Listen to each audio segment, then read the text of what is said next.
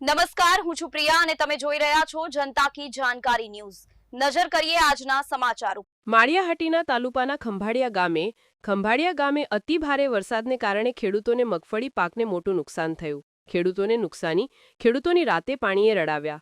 સહાયની માંગ વચ્ચે આજ પંચોની હાજરીમાં સર્વેની કામગીરી ખેડૂતોની સહાયની માંગ વચ્ચે ગ્રામ પંચાયત ઘર ખાતે તથા ખેડૂતોને સાથે રાખી પંચોની હાજરીમાં સર્વેની રોજ કામની કામગીરી હાથ ધરાઈ હતી।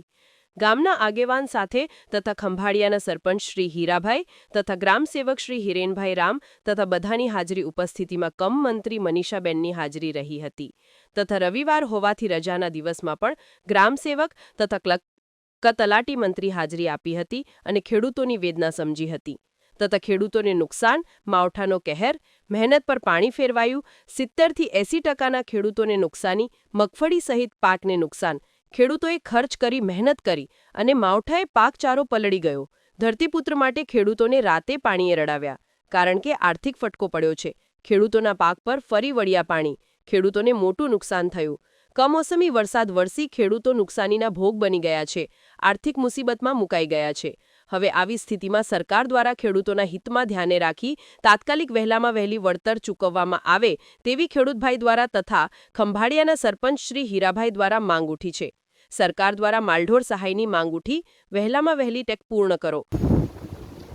આજ રોજ માળિયા તાલુકાના ખંભાળિયા ગામના હું સરપંચ છું, હીરાભાઈ ભોજાભાઈ કામડિયા મારું નામ છે।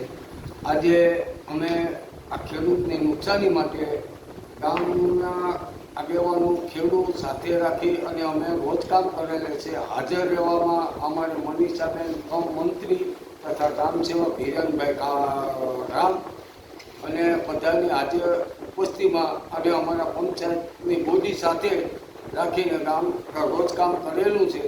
એ રોજકામમાં અમારે 80 થી 90% ગામ લોકોની નુકસાની છે અને માલઢોર માટે મુસીબત બહુ મોટી છે। તો એને માટે અમે રોજકામ કરેલું છે।